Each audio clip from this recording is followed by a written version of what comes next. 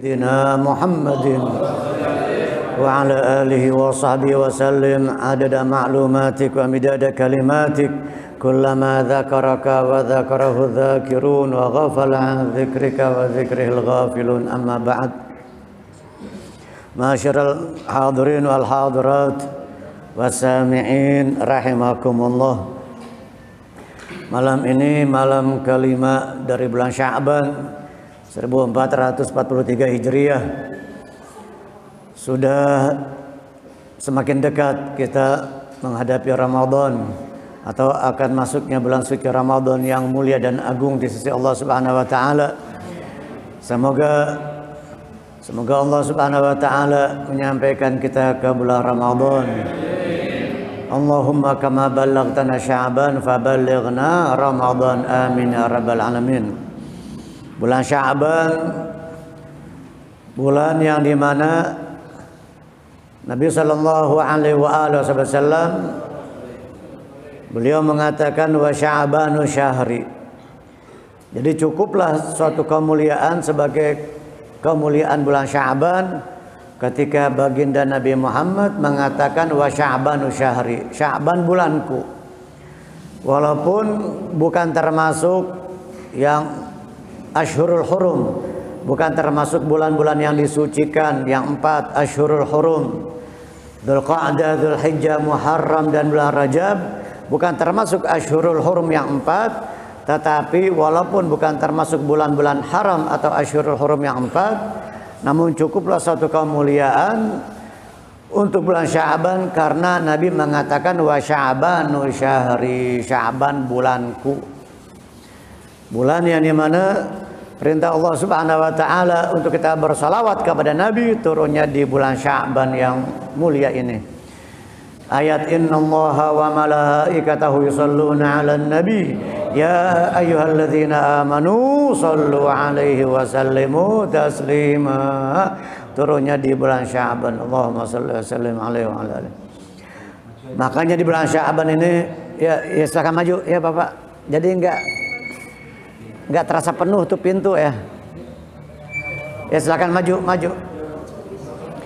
Jangan nyender anak muda, jangan nyender. Aduh, ntar cepat bongkok. Anak muda nyender cepat bongkok ntar. Jadi sampai di mana tadi tuh lupa tuh. Sampai bongkok. Bukan. Anak muda kalau nyender, insya Allah mudah-mudahan cepat bongkok. Sampai di mana tadi itu? Sya'ban, turunnya ayat innallaha wa malaikatahu yusholluna 'alan nabi ya ayyuhalladzina amanu shallu 'alaihi wa sallimu taslima. Di surah Al-Ahzab turunnya di bulan Sya'ban. Makanya bulan yang dimana kita memperbanyak salawat kepada Nabi. Bukan bulan bersalawat, tetapi bulan memperbanyak salawat.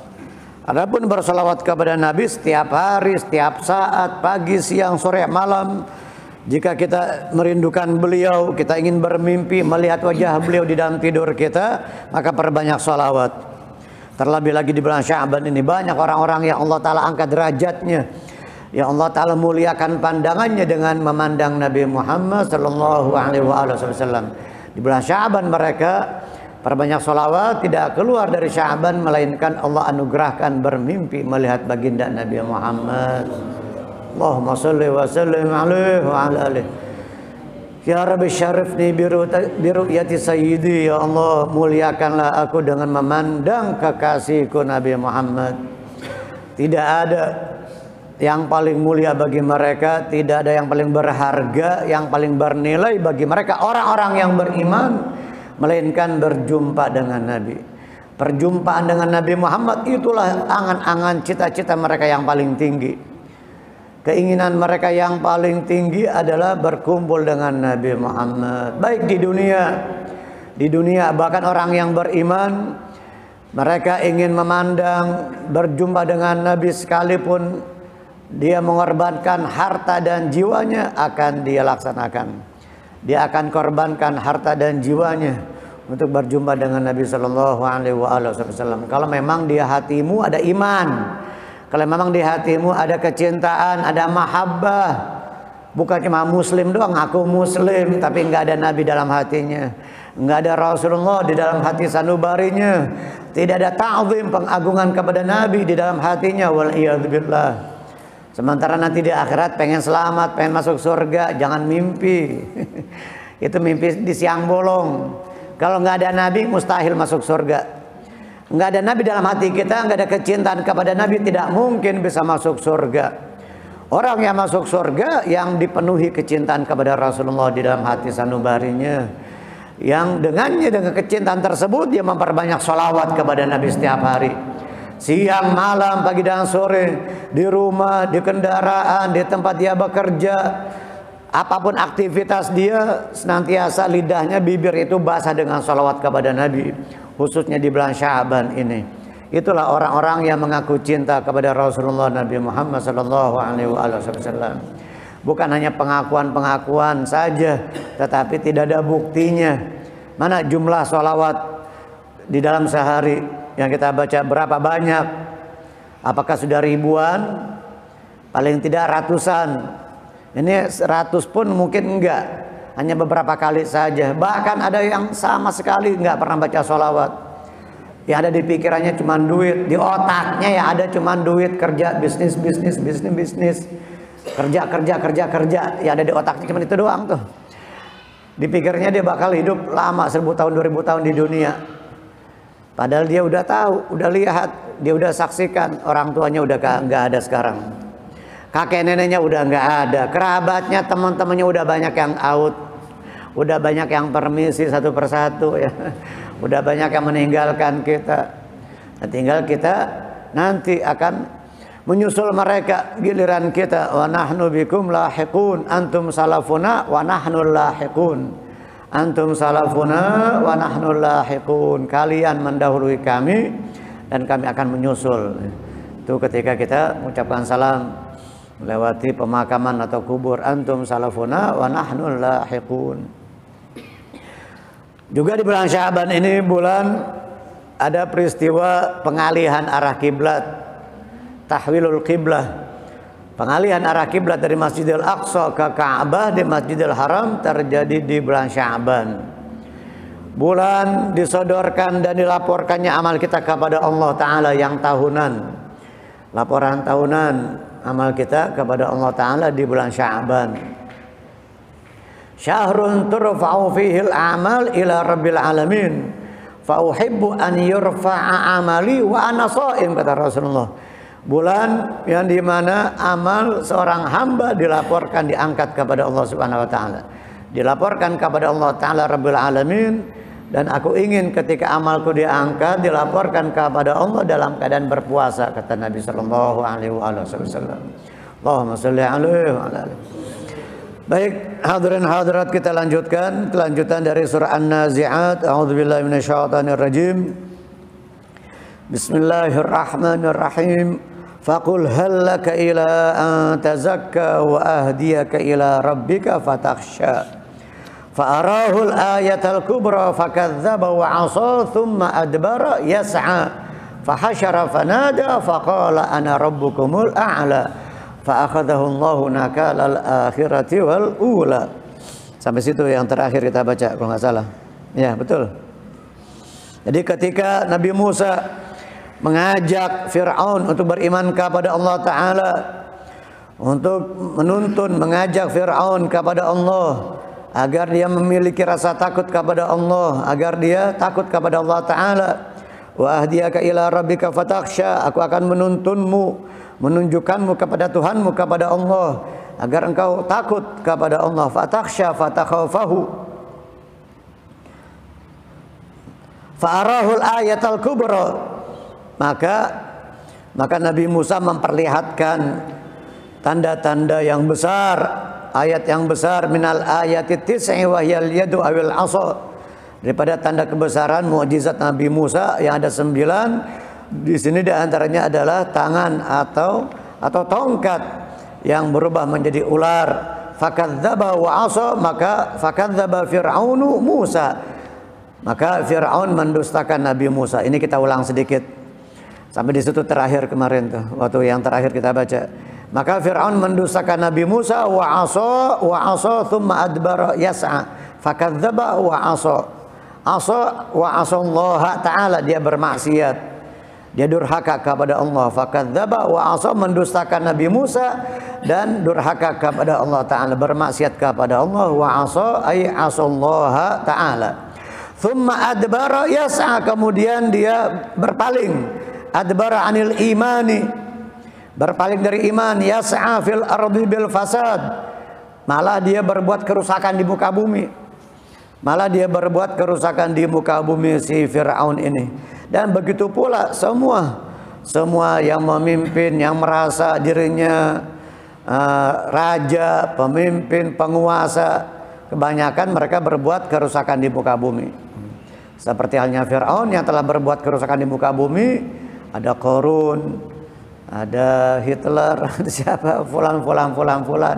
Banyak yang telah berbuat kerusakan di muka bumi. Raja-raja di zaman dahulu, hanya casingnya saja, tampak lahirnya saja, zahirnya raja, tetapi hakikatnya dia yang berbuat kerusakan, kezaliman, semena-mena. Dia bengis, dia zalim, dia jahat, diktator, dia segala macam kejahatan yang dengan sebab dia maka kejahatan merajalela di muka bumi.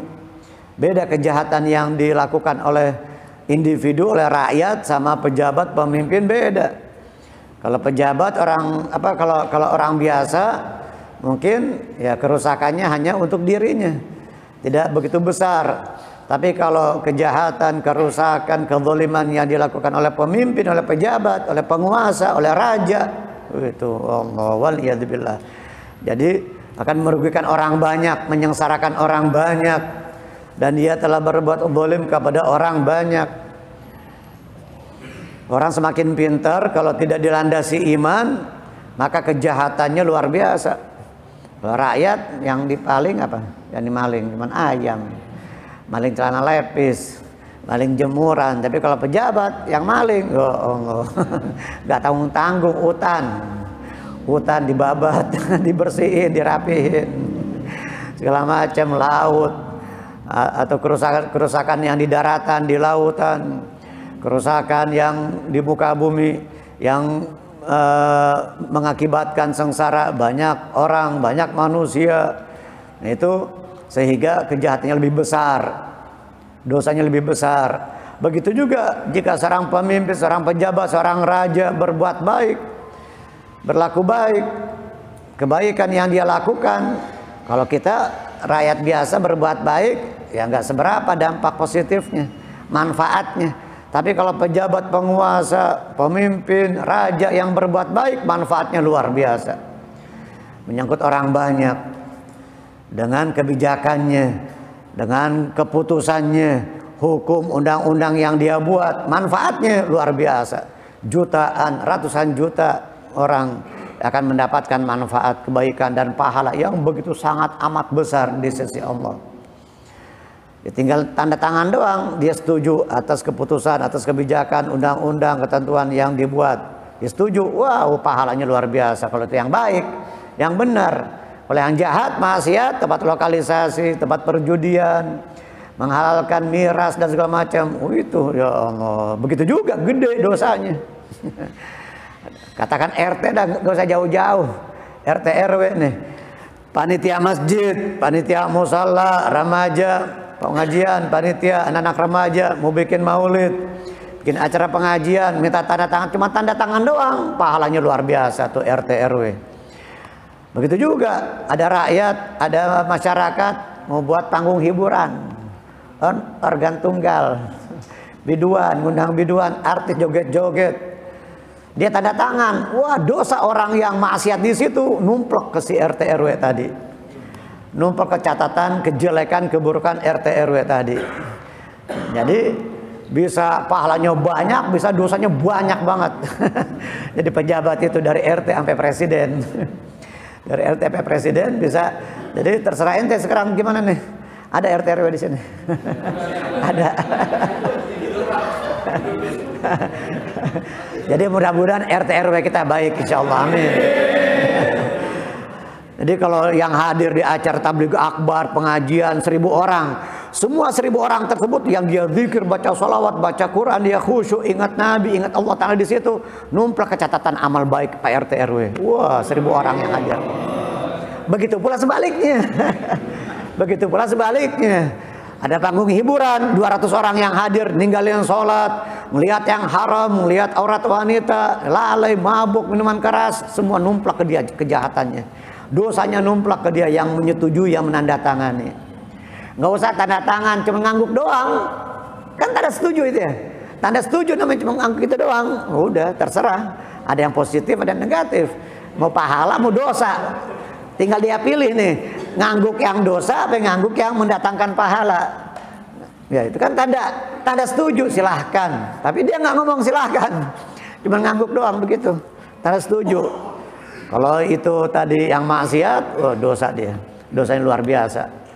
Dosanya luar biasa, dia tanggung. Padahal cuma ngangguk doang. Nanti di akhirat, oh, saya dapat dosa yang paling banyak nih ya Allah. Kan saya cuma ngangguk doang. Lalu kan pejabatnya, lu kan yang menyetujui. Kamu kan yang menyetujui, yang menandatangani, yang membolehkan. Jadi semua yang maksiat di situ numplak dosanya ke RT RW. Begitu juga kalau kebaikan, majlis taklim, tabligh akbar, maulid, Isra Mi'raj, wah luar biasa pahalanya. Buat yang menandatangani, yang menyetujui. Jadi seperti Fir'aun tadi yang dia berbuat kerusakan di muka bumi, thumma adbara yas'a fil ardi bil fasadi, berbuat kerusakan di muka bumi. Fahasyara fanada, maka dia mengumpulkan apa? Mengumpulkan siapa sih Fir'aun? Mengumpulkan tukang-tukang sihirnya, mengumpulkan paranormal, padahal dia orang yang kagak normal. Mengapa dukun dibilang paranormal, dibilang orang pintar? Karena yang datang orang bodoh, ya kan gitu ya. Kenapa dibilang orang pintar dukun? Karena yang datang orang bodoh. Yang datang bodoh, yang datang ke dukun, makanya dibilang orang pintar. Sementara yang datang ke majelis itu orang-orang yang cerdas, yang datang ke masjid orang-orang yang jenius, yang akalnya sempurna, yang dia menggunakan akal pikirannya untuk masa depannya nanti yang abadi di akhirat, bukan 10, 20, 50 tahun. Bukan rumah masa depan kita bukan 50 tahun ke depan. Kita semuanya bakal mati. Tetapi rumah masa depan kita, tempat tinggal kita yang abadi nanti akhirat. Makanya orang yang cerdas itu yang mempersiapkan bekal untuk kehidupannya yang abadi nanti di akhirat. Bukan untuk persiapannya 20-50 tahun yang akan datang. Itu anak cucu kita udah ada rezekinya dari Allah, nggak usah dipikirin. Ya kita basa-basi aja, kita nyiapin investasi, kita punya ini, punya buat pendidikan anak kita. Ya sekedarnya. Jangan khawatir, jangan sampai stres. Wah anak saya nanti nih kuliahnya dari mana nih? Saya nggak punya kontrakan, nggak punya pensiun, saya nggak punya simpanan, ini dan itu. Nah sementara kita setiap hari nafas dikasih cuma-cuma dari Allah Subhanahu Wa Taala. Walaupun mungkin kita nggak punya persiapan, orang nggak ada yang kelaparan, jarang yang kelaparan. Pasti ada makan dan minumnya yang dia dapatkan setiap hari. Bahkan cacing aja di dalam tanah ada rezekinya. Ikan-ikan, kucing aja kucing ada rezekinya. Padahal kucing makanannya ada di air. Sementara kucing anti air, makannya ikan di dalam air. Tiba-tiba, nah tuh kucing kapan beli ikannya ke pasar?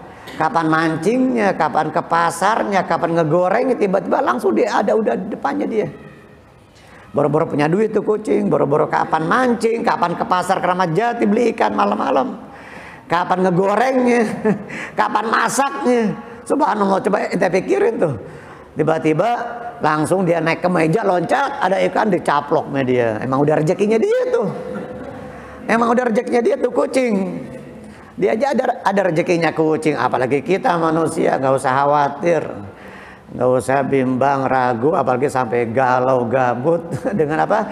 Dengan urusan rezeki, karena sudah ada yang jamin Allah Ta'ala, sudah ditanggung dan dijamin oleh Allah Ta'ala. Alladzi qusim lak hasilun ladaik, alladzi li ghairik la yasil ilaik, walladzi qusim lak hasilun ladaik.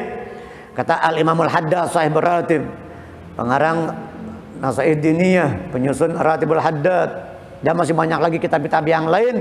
Beliau mengatakan alladzi li ghairik la yasil ilaik, yang bukan bagianmu tidak akan sampai kepadamu. Ente banting tulang dari pagi tuh langsung muter wah keliling sampai sore nggak dapat duit, kan ada yang begitu. Bisnis ngobek ke sana kemari, dagang nggak ada yang laku, belum ada yang laris satupun, sampai sore sampai malam nggak dapat duit. Ada juga sebaliknya, temannya saudaranya di rumah kagak kemana-mana, ada yang bawain duit, itu duit nyamperin dengan sendirinya.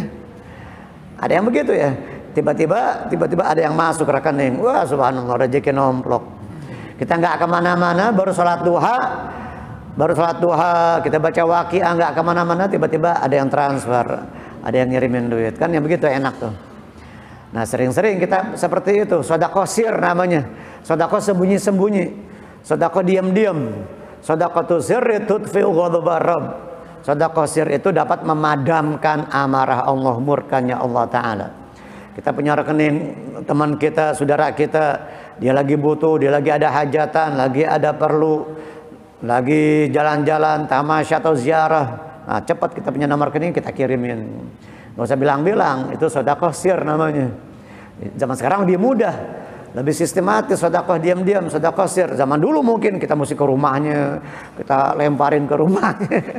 Sekarang bisa kita bayarin listriknya, bisa kita kirim pulsa, bisa kita kirim nomor ke rekening, transfer dan segala macam. Lebih mudah, lebih banyak caranya, beragam. Sedekah sir di zaman sekarang ini. Tsumma adbara yas'a fa hasyara fanada faqala ana rabbukumul a'la. Maka dia mengumpulkan tukang sihirnya, si Firaun ini, jama'as saharata wa jundahu. Dia mengumpulkan tukang-tukang sihirnya dan bala tentaranya. Fanada, lalu dia menyeru, memanggil, mengatakan faqala ana rabbukumul a'la, aku adalah Tuhan kalian yang tinggi. La rabba fauqi, tidak ada Tuhan di atasku. Fa akhadahu Allahu nakalal akhirati wal ula, maka Allah Ta'ala ahlakahu, membinasakannya. Allah Ta'ala menghukumnya bil gharqi, dengan tenggelam. Nakal artinya ukubah, hukuman. Jadi orang yang nakal, anak yang nakal harus dihukum. Anak yang nakal harus dihukum. Bukan cuma anak ya, bapak-bapak banyak yang nakal. Ya Bu ya? Bu bapak-bapak banyak yang nakal ya Bu ya? Hah? Ada gak yang nakal bapak-bapak nih? Banyak yang nakal.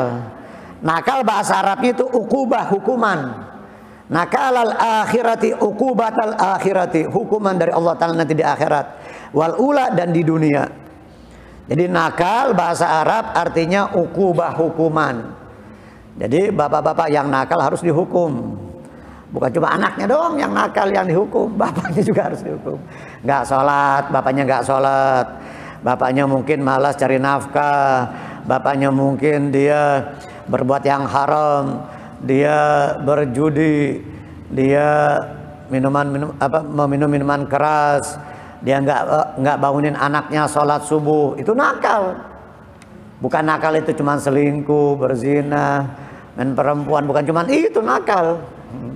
Ya nakal, dia nggak sholat, nggak bangunin istrinya sholat, nggak bangunin anaknya sholat, dibiarkan anaknya dan istrinya nggak sholat, itu nakal itu. Harus dihukum. Nakal bahasa Arabnya ukubah, hukuman. Jadi harus mendapatkan hukuman, pantas mendapatkan hukuman seseorang yang nakal. Bahasa kita nakal, badung, apalagi bader. Badung, bader, bangor. Jadi yang badung, bader, bangor, nakal. Nakal itu artinya ukubah. Fa akhadahu Allahu nakalal akhirati wal ula, maka Allah Ta'ala membinasakannya, menghukumnya di akhirat dan di dunia. Wal ula ay qawluhu qabla ma alimtu lakum min ilahin ghairi wa kana bainahuma arba'una sanah. Si Fir'aun juga pernah mengatakan sebelumnya, ma alimtu lakum min ilahin ghairi, aku tidak mengetahui, aku nggak tahu ada Tuhan selainku, kata Fir'aun. Wa kana bainahuma arba'una sanah. Jadi ucapan Fir'aun yang pertama dengan yang kedua, yang pertama ma alimtu lakum min ilahin ghairi, aku tidak tahu ada Tuhan kalian selainku. Itu ucapan Fir'aun yang pertama, pengakuan sebagai Tuhan yang pertama. Adapun tadi ana rabbukumul a'la, pengakuan yang kedua. Antara ucapan Fir'aun yang pertama dengan yang kedua, arba'una sana, 40 tahun. Jaraknya, masanya 40 tahun. Inna fi dzalika la'ibratan liman yakhsha. Sesungguhnya pada yang demikian itu la'ibratan, ada ibrah, pelajaran. Liman yakhsha, bagi orang yang takut kepada Allah. La'ibratan liman yakhsha. Liman yakhsha Allah Ta'ala antum asyaddu khalqan amis sama'u banaha. Apakah kalian yang lebih kuat, makhluk yang paling kuat? Apakah kalian makhluk yang paling kuat? Amis sama'u banaha, ataukah langit yang Allah Ta'ala bangun? Asyaddu khalqan banaha bayanun li kayfiyati khalqiha. Jadi mereka yang merasa gagah, yang merasa kuat, tidak ada yang lebih kuat daripada langit. Coba langit, engkau angkat kepalamu, angkat pandanganmu, lihat ke atas ke langit. Apakah engkau merasa lebih kuat, merasa lebih gagah, lebih perkasa daripada langit? Ini orang-orang yang merasa gagah, merasa perkasa, merasa kuat, ya, dengan pasukan, dengan bala tentara, dengan senjata yang dia miliki. Mau Amerikanya, mau Rusianya, mau siapapun, nanti ya, nanti pas kiamat semuanya hancur. Kiamat semuanya hancur. Gunung berterbangan, manusia berterbangan semuanya. Jadi bumi memuntahkan isinya. Itu ahli barzakh, penghuni kubur semuanya keluar, mental keluar semuanya. Ya Allah, mana yang pernah merasa kuat, yang merasa gagah, yang sombong, yang angkuh, yang congkak, dengan senjatanya, dengan pasukannya, dengan apapun yang dimiliki, harta, ketenarannya, popularitasnya, semuanya berakhir dengan hari kiamat. Yang abadi, kejayaan yang abadi hanya bagi orang-orang yang beriman. Hanya orang-orang yang beriman kepada Allah Subhanahu wa Ta'ala, dia akan jaya abadi selama-lamanya di akhirat. Dia beruntung, dia sukses, dialah orang yang paling sukses. Dialah orang yang beruntung, dialah orang yang paling bahagia. Walaupun di dunia waktu hidup nggak punya rumah, walaupun nggak punya kendaraan, walaupun nggak punya status sosial tinggi, dia mungkin dianggap orang biasa, dia pandang sebelah mata sama warga lain, sama tetangganya. Tetapi dia orang yang mahabbah kepada Allah, cinta kepada Allah Ta'ala, tunduk patuh kepada Allah Ta'ala, hatinya bersih, nanti orang yang bahagia itu. Dialah orang yang sukses, orang yang beruntung, yang selama-lamanya mendapatkan kenikmatan dari Allah Ta'ala. Ya Allah. Jadi banyak di dalam Al-Quran kisah-kisah orang-orang dahulu, dari mulai umatnya Nabi Adam, Nabi Nuh, Nabi Idris, Nabi Hud, Nabi Saleh, Nabi Ibrahim, Nabi Musa, Nabi Isa, Nabi Yahya bin Zakaria, Nabi Sulaiman, Nabi Daud, umat-umatnya yang beriman, yang mengikuti mereka, dan yang menentang Allah, yang durhaka kepada Allah Ta'ala. Kaum Ad, kaumnya Nabi Hud. Kaum Thamud, kaumnya Nabi Saleh. Kaum Madian, kaumnya Nabi Syuaib.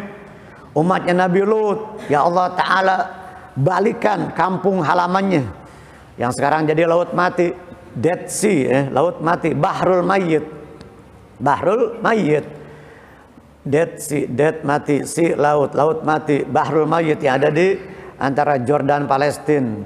Nah itu umatnya Nabi Lut, kaum Sodom di situ.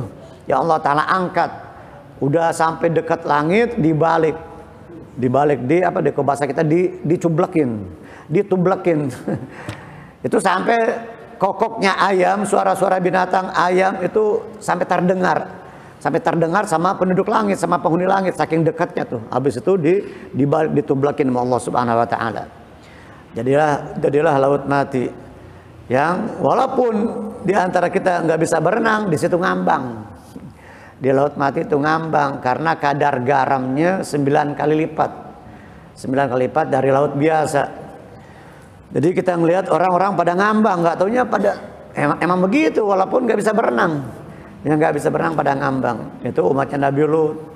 Sehingga di dalam Al-Quran banyak kisah, sampai ada surah Al-Qasas, jam'u qissah, qissah bahasa Arab, kisah bahasa Indonesianya.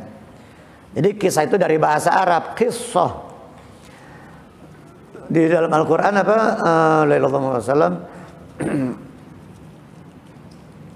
Ada tentang ayat bahwasanya di dalam Al-Quran itu banyak kisah-kisah yang qasasna alaik walam Dan sebagian apa lupa saya itu gimana? Ada yang hafal? Hah? Ada juga ayat yang sering saya bawain. Sering saya bawain tuh lupa. Jadi ada sebagian kisah-kisah yang aku sampaikan, aku kisahkan kepadamu, kata Allah kepada Nabi Muhammad. Ada yang belum aku kisahkan, ada yang tidak aku kisahkan di dalam Al-Quran. Di Hadramut ada Nabi Hanzalah bin Safwan. Kisahnya nggak ada dalam Al-Quran. Ada Nabi Sirjis namanya. Ada Nabi Daniel. Kalau orang Yahudi Daniel nyebutnya. Itu nama seorang nabi, Daniel. Nabi Sirjis, Nabi Hanzalah bin Safwan. Banyak yang tidak terdapat di dalam Al-Quran. Jadi banyak sekali kisah-kisah di dalam Al-Quran yang intinya tujuannya Allah Ta'ala menceritakan, mengkisahkan kepada kita umatnya Nabi Muhammad agar kita mengambil pelajaran, memetik pelajaran, hikmah dari kisah-kisah tersebut. Yang beriman, yang diselamatkan oleh Allah Ta'ala, dan yang durhaka, yang Allah Ta'ala tumpas, yang Allah Ta'ala binasakan seperti kaum Ad, kaum Thamud. Al-haqqatu mal-haqqah wa ma adraka mal-haqqah kadzabat Thamud wa 'adun bil qari'ah fa amma Thamudu fa uhliku bitaghiyah wa amma 'adun fa uhliku bi rihin sarsarin 'atiyah sakhara 'alim sab'a layali wa thamaniyata ayyamin husuma fataral qauma fiha sar'a ka'annahum ajazun nakhlin khawiyah.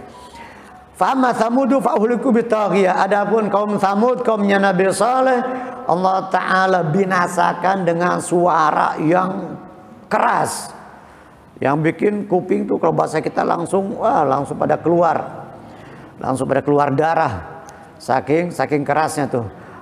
Wa amma 'adun fa uhliku bi rihin sarsarin 'atiyah. Adapun kaum 'Ad, kaumnya Nabi Hud alaihissalam, dengan angin yang keras, yang panas. Angin tersebut nggak berhenti selama 7 hari 8 malam. Sab'a layal, 7 malam 8 hari. Wa thamaniyata ayyam, 7 malam 8 hari. Selama seminggu nggak berhenti itu angin.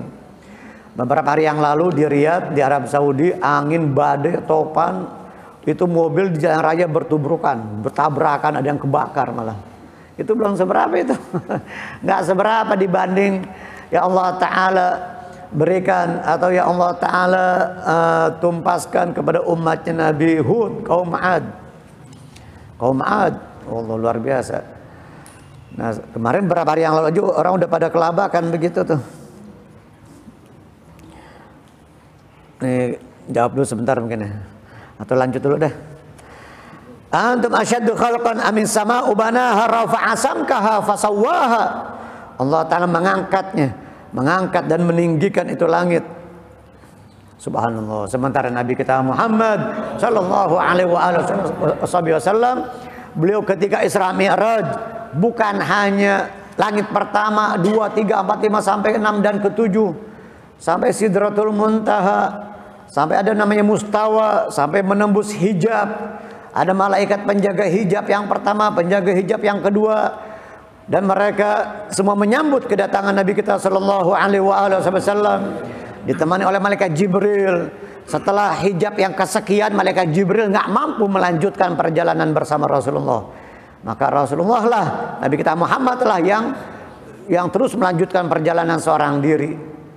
Sekelas, setinggi, sedekat malaikat Jibril kepada Allah Ta'ala, tidak mampu melanjutkan perjalanan. Ya Allah, hanya Nabi kita Muhammad SAW. Hanya Nabi seorang diri.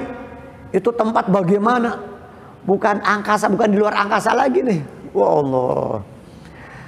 Nah, jarang di antara kita memikirkan, merenungkan bagaimana kehebatan Nabi Muhammad SAW di malam itu, di malam Isra Mi'raj, untuk menunjukkan dan memperlihatkan kepada semua makhluk bahwasanya kekasihku Muhammad ini makhluk yang luar biasa, yang paling dekat kepadaku, kata Allah, yang paling aku cintai, yang paling aku banggakan. Jadi di malam itu Nabi dengan malaikat Jibril, sampai malaikat Jibril tidak mampu melanjutkan perjalanan. Ada tuh ceritanya secara detail terperinci di dalam kitabnya Habib Utsman Az-Zahrul Basim. Semua malaikat menyambut kedatangan Nabi. Malaikat di langit pertama ada Nabi Adam, di langit kedua Nabi Isa dan Nabi Yahya bin Zakaria. Langit ketiga ada siapa? Ada Nabi dan Nabi Yusuf, Nabi Idris, Nabi Nabi Idris, Nabi Yusuf, Nabi Yunus, sampai Nabi Musa, Nabi Ibrahim di langit yang ketujuh. Nabi Yusuf, Nabi Idris, Nabi Musa hingga Nabi Ibrahim di langit yang ketujuh. Setelah itu semua disambut oleh para malaikat, oleh para penduduk langit. Dan semua di langit yang pertama Nabi melihat semua malaikat bertasbih kepada Allah. Di langit kedua lebih banyak jumlahnya. Di langit yang ketiga lebih banyak jumlahnya malaikat yang bertasbih kepada Allah, yang beristighfar kepada Allah Ta'ala, yang mensucikan Allah Ta'ala dibanding langit yang kedua. Di langit yang keempat begitu juga lebih banyak jumlahnya yang Nabi lihat malaikat dibanding yang ada di langit yang ketiga. Terus kelima, keenam, ketujuh sampai ke ketujuh lebih banyak dibanding langit yang keenam. Setelah itu perjalanan yang panjang lebar yang sering kita dengar, luar biasa. Nah, sementara langit saja mungkin ya kita yang dijangkau oleh astronot Neil Armstrong dulu, tahun berapa Neil Armstrong katanya ke bulan, katanya wallah alam, itu bulan apa bukan wallah alam, itu juga nggak tahu itu. Tahun 68 ya Neil Armstrong tuh yang astronot pertama yang dia mendengar suara adzan di bulan. Neil Armstrong astronot pertama, sampai katanya dia masuk Islam karena mendengar suara adzan di bulan. Sekarang suara adzan nggak boleh. Suara adzan nggak boleh. Suara nggak boleh kencang-kencang. Neil Armstrong masuk Islam, astronot. Kedengeran tuh suara adzan ke bulan, bagaimana dahsyatnya itu suara adzan. Apalagi disamain sama suara anjing. Astagfirullahaladzim. Disamain dengan gonggongan anjing. Kalau memang dia berkata seperti itu, dia harus taubat, istighfar, harus mengucapkan 2 kalimat syahadat. Dia harus kembali mengucapkan 2 kalimat syahadat kalau memang dia mengucapkan seperti itu. Kalau memang betul mengucapkan seperti itu, dia harus taubat, istighfar, mengucapkan 2 kalimat syahadat, taubat kepada Allah Subhanahu wa Ta'ala. Sering kita dengar si fulan mendapatkan ijazah dari ulama, fulan dan sebagainya. Pertanyaan, apa yang dimaksud dengan ijazah tersebut dan apa penyebab mendapatkan ijazah? Ijazah itu ijazah itu di dalam kitab, ijazah dari kitab, bacaan-bacaan wirid-wirid, al-awrad wal azkar, wirid dan zikir. Ijazah itu apa ijazah? Apakah bahasa kita ijazah? Pengakuan atau pengakuan atau juga bukan hanya sebatas pengakuan, tetapi di situ ada mata rantai. Ketika seorang ulama, seorang syekh, seorang mursyid dia memberikan ijazah satu macam wirid, katakan hizib Nasr, hizib Bahar, wirid Imam Nawawi kepada salah seorang muridnya atau kepada seseorang, berarti dia sudah ada mata rantainya. Dia ada jalinan, ada hubungan, ada ikatan yang erat, ikatan batiniyah, rohaniyah dengan gurunya, dengan yang memberikan ijazah daripada wirid atau zikir tersebut. Nah, maka ketika itu dia harus konsekuen, dia harus istiqamah. Paling tidak dia harus baca itu, walaupun mungkin belum istiqamah, dia harus baca, dia amalkan. Nah, ketika seseorang mendapatkan ijazah satu macam bacaan wirid atau hizib, maka itu akan lebih bermakna, lebih berbekas, lebih besar efeknya, lebih ngefek, kalau kata Nasar, lebih ngefek, lebih besar asarnya, dampak positifnya dibanding seseorang mengamalkan sesuatu wirid, zikir tanpa ijazah atau belum mendapatkan ijazah. Jadi ketika seseorang mendapatkan ijazah, itu akan lebih kuat, pengaruhnya lebih besar, dampaknya lebih besar, dan juga efeknya tadi. Dan dia mendapatkan ijazah tersebut dari seorang syekh, berarti dia sudah ada mata rantai dengan gurunya. Ada hubungan, ada ilaqah, jalinan yang erat, hubungan batiniyah, rohaniyah. Tapi tolong jelaskan tentang sholat jamaah takdim dan sholat jamaah takhir. Oh, ini masalah fikih nih. Jamaah takdim, jamaah ada 2, takdim dan takhir. Jamaah takdim, asar kita tarik ke waktu zuhur, kita dahulukan, kita tarik ke waktu zuhur. Jamaah takhir, zuhur ditarik ke waktu asar gitu. Isya kita tarik ke waktu maghrib, jamaah takdim. Maghrib kita tangguhkan, kita tarik ke waktu isya, kita tangguhkan, jamaah takhir. Jadi ada 2, jamaah takdim dan takhir.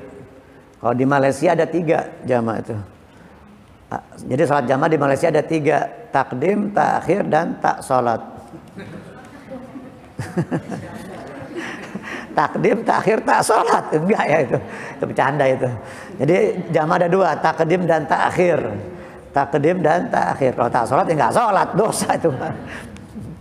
Jadi takdim dan takhir dengan syarat-syaratnya ada di dalam kitab Safinah panjang lebar. Itu bagi orang yang sudah keluar dari batas kota. Walaupun tidak sampai 2 marhalah. Walaupun tidak sampai 2 marhalah 16 farsakh atau 83 km. Tapi kalau qashar yang 4 rakaat zuhur, asar dan isya, salat yang 4 rakaat di qashar jadi 2. Jadi 2 rakaat. Dapat keringanan rukhsah dari Allah Ta'ala.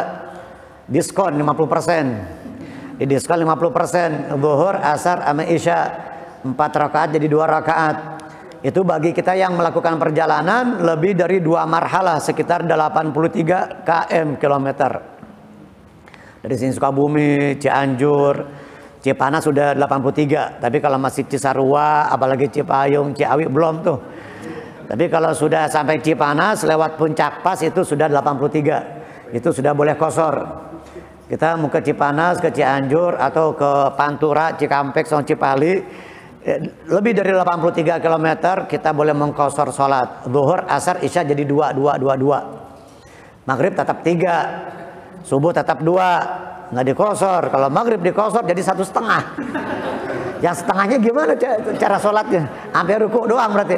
Sampai i'tidal gitu ya. Yang setengahnya enggak. Atau subuh jadi satu rakaat. Subuh jadi 1 rakaat, enak ya? Enggak ya. Jadi yang diqashar itu yang sholat yang rubaiyah. As-shalawatur rubaiyah atau as-shalatur rubaiyah, sholat yang 4 rakaat. Jadi 2 rakaat zuhur, asar dan isya. Kalau qashar syaratnya harus 2 marhalah, 83 km. Zaman dulu namanya 16 farsakh, arba'atu burud, 4 barid. Kalau dilakukan perjalanan tersebut dengan kendaraan onta, itu perjalanan 2 hari orang dulu. Perjalanan 2 hari 2 malam sudah termasuk istirahat sudah termasuk isoma, istirahat salat makan. Sudah termasuk isomanya, istirahat salat makannya, dan juga ma'al hati wa tirhal, untuk menaikkan barang dan menurunkan barang dari kendaraan. Sudah termasuk itu 2 hari 2 malam, perjalanan 2 marhalah dengan kendaraan onta di zaman dahulu. Jadi alat transportasi orang dulu itu kendaraannya itu kaki 4. Kendaraannya kaki 4, kalau kita sekarang roda 4.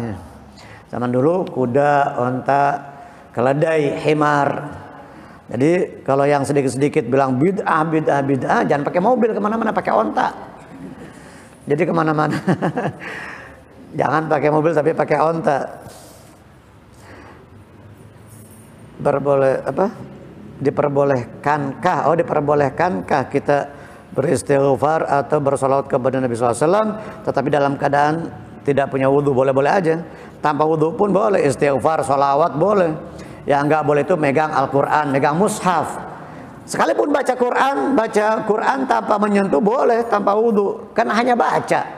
Menyentuh baru wajib, dengan berwudhu harus bersuci. Hukum berwudhu menggunakan alas kaki sepatu dalam kondisi seperti apakah? Menggunakan alas kaki atau sepatu ya harus dicopot dong. Kecuali di sana ada pembahasan namanya mashul khufain. Maksudnya mungkin ini babul khufain kali ini. Al khufain itu dari zaman dulu ada, tapi zaman sekarang sudah jarang ya. Jadi al khufain itu sejenis bukan sepatu sebetulnya, lebih mirip ke kaos kaki terbuat dari kulit. Lebih mirip kaos kaki terbuat dari kulit, itu khufain. Biasanya digunakan ketika musim dingin di negeri Arab. Ketika musim dingin di bawah minus. Di Dieng juga kalau akhir Juli itu di bawah minus, Dieng. Di Dieng tuh yang Wonosobo, akhir Juli itu kadang di bawah minus sampai 5 derajat di bawah minus, 4 derajat di bawah minus. Hanya akhir Juli. Saya pernah ke situ udah Agustus, udah berkurang 5 derajat, 6 derajat. Nah, di musim dingin biasanya di negeri Arab itu menggunakan itu khufain. Syaratnya itu sepatu atau kaos kaki yang terbuat dari kulit tadi menutupi mata kaki, tidak boleh bolong, nggak boleh ada celah bolong di samping kanan kiri dan atasnya. Kalau kira-kira bukan atas, maksudnya samping kanan kiri dan bawah tentunya. Kalau kira-kira disiram air itu dia nggak bocor. Ketika dituangkan air nggak bocor, itu diantara syaratnya. Jadi nggak boleh ada bolong di kanan kiri dan bawahnya. Bukan seperti sepatu yang ada talinya, enggak. Ini nggak ada tali sepatunya, nggak ada lubangnya. Lebih mirip kaos kaki, itu namanya khufain. Ini mungkin yang dimaksud nih. Khufain itu digunakan setelah kita bersuci. Kita wudhu nih, wudhu untuk sholat maghrib. Setelah sempurna wudhu, basuh kaki, kita gunakan itu khufain. Sampai kapan? Sampai besok. Berlakunya sampai 24 jam sehari semalam. Kalau kita tidak bepergian. Kalau kita bepergian bagi musafir 3 hari 3 malam berlakunya itu al-khuffain. Itu ada pembahasannya tersendiri di dalam masalah fikih, mashul khuffain. Mungkin itu yang dimaksud kali ya. Ini bapak-bapak, ibu-ibu yang bertanya ini. Kalau hukum berwudu menggunakan alas kaki atau sepatu, ya kalau sepatu ya harus dibuka. Sepatu harus dibuka, sendal harus dibuka. Nggak bisa kita pakai sepatu pas basuh kaki dalam wudu kita pakai sepatu, ya kan? Nanti masih kering dong bagian bawahnya. Ada bagian yang wajib dibasuh masih kering kalau nggak dicopot sepatunya. Mungkin yang dimaksud. Tapi kalau khufain tadi itu, tadi setelah wudu, sholat maghrib, lalu kita sebelum isya batal. Nah sebelum sholat isya batal kita wudu nih untuk sholat isya. Basuh wajah, basuh tangan, mengusap kepala. Ini yang wajib-wajibnya kita bicara nih, yang fardunya. Basuh wajah, basuh kedua tangan, mengusap kepala. Pas mau basuh kaki nggak usah dicopot, hanya diusap saja bagian atasnya. Itu masalah al-khuffain, mashul khuffain. Tapi kalau sepatu biasa ya wajib dicopot. Kaos kaki, sepatu, sandal harus dicopot kalau kita wudhu. Kalau tadi masalah khuffain beda. Ini ada permasalahannya tersendiri. Jadi ketika kita mau wudu lagi batal, cukup diusap, nggak perlu dicopot. Nanti subuh malam kita tidur, asal nggak punya hadas besar. Kalau punya hadas besar mandi wajib dicopot. Kalau hanya hadas kecil, kita tidur, hilang akal dengan tidur, bangun tidur, mau sholat subuh, basuh wajah, basuh kedua tangan, ngusap kepala atau rambutnya, nggak usah dicopot, hanya diusap bagian atasnya. Karena masih berlaku sampai besok maghrib. Itu masalah al-khuffain. Yang terakhir satu lagi, apakah boleh di saat sholat baca doa sujud terakhir ditambah doa yang lain? Bahasa Indonesia, jangan pakai bahasa Indonesia. Jadi memang disunahkan kita sujud terakhir itu agak lama, agak panjang. Kita tambahkan istighfar, tambahkan doa, boleh. Tambahkan istighfar dan doa. Atau subhana rabbil a'lanya diperbanyak. Biasanya 3 jadi 7 atau 11 kali. Tambahkan juga istighfar. Rabbi inni zalamtu nafsi zulman katsira faghfir li dzunubi fa innahu la yaghfiru dzunuba illa anta. Ada riwayat Rabbi inni zalamtu nafsi zulman kabira. Ada yang katsira dengan kezaliman yang banyak, ada dengan kezaliman yang besar. Rabbi inni zalamtu nafsi zulman kabira dan zulman katsira faghfir li dzunubi fa innahu la yaghfiru dzunuba illa anta. Nabi baca itu di dalam sujudnya. Rabbi inni zalamtu nafsi zulman katsira. Ya Allah, aku telah menzalimi diriku dengan kezaliman yang banyak. Aku telah menzalimi diriku dengan kezaliman yang besar. Maka ampunilah aku ya Allah. Itu Nabi. Zalim dari mana Nabi? Kapan berbuat zalim? Nabi enggak ada kezalimannya sedikit pun. Baik kepada Allah, dosa kepada Allah maupun dosa kepada sesama makhluk, nggak ada sedikit dan sekecil apapun. Nggak punya dosa tetapi senantiasa beristighfar. Sementara kita yang banyak dosa, gudangnya dosa, jarang istighfar. Seharusnya kita mesti lebih banyak istighfarnya dibanding Nabi. Nabi istighfar taubat sehari 100 kali, ada riwayat 70 kali. Istighfarnya Nabi, taubatnya Nabi sekali aja udah mengungguli istighfar dan taubatnya kita ribuan kali, jutaan kali.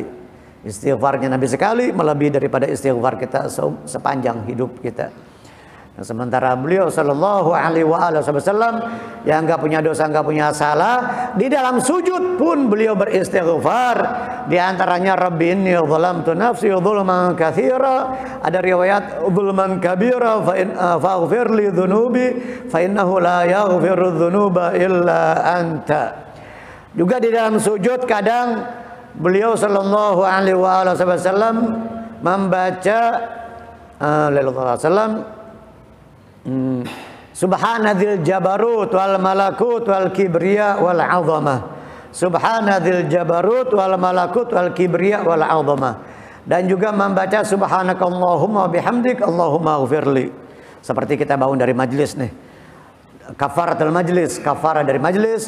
Nanti sebelum kita bangun kita membaca subhanakallahumma wa bihamdik asyhadu an la ilaha illa anta astaghfiruka wa atubu ilaik. Nabi setelah turun ayat fasabbih bihamdi rabbika wastaghfirhu innahu kana tawwaba, di dalam ruku dan sujudnya membaca subhanakallahumma wa bihamdik Allahumma ighfirli. Menggabungkan antara istighfar dan tasbih, tasbih dan istighfar. Al-jam'u baina tasbih wal istighfar.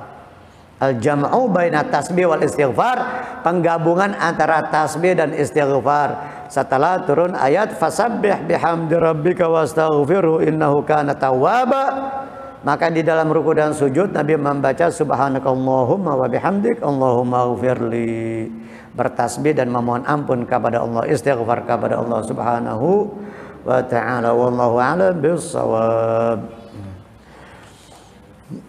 Ada lagi mungkin yang mau bertanya langsung? Udah jelas tadi apa yang saya sampaikan? Insyaallah mudah-mudahan udah jelas, udah danta kalau kata orang Betawi ya.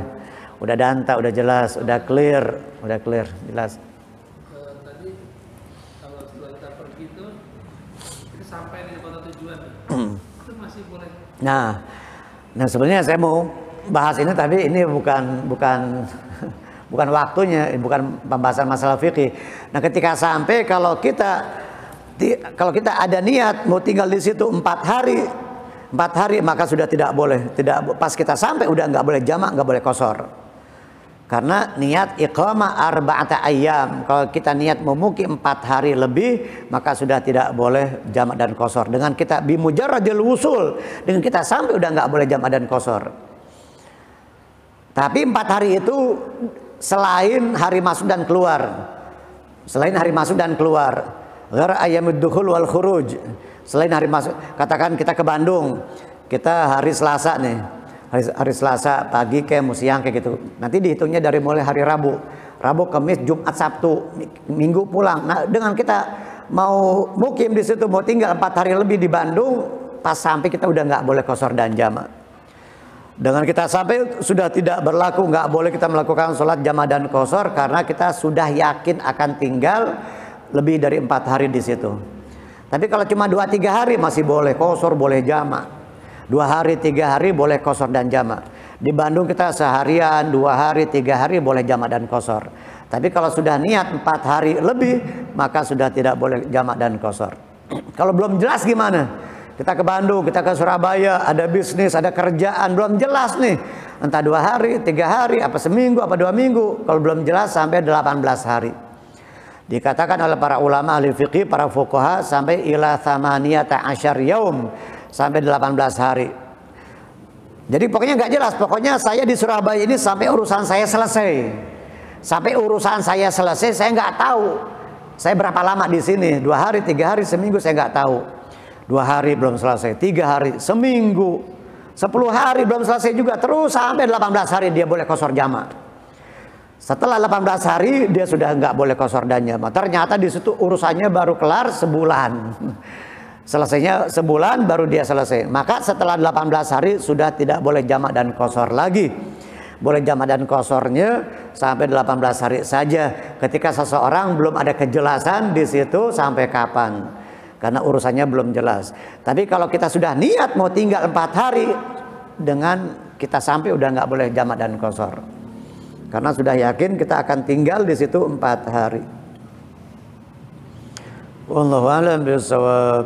Wa ilal marja'ul ma'ab. Semoga Allah Subhanahu wa taala melimpahkan keberkahan kepada kita di bulan Sya'ban ini dan disampaikan kita ke bulan suci Ramadan. Allahumma kama ballaghtana Sya'ban faballighna Ramadan wa a'inna 'ala siyam wal qiyam wa ihfadhna minal haram wal atham wa sallallahu ala sayyidina Muhammad wa ala alihi wasallam. Alhamdulillahi rabbil alamin. Ya Rabbana tarafna bi annana qtarafna wa annana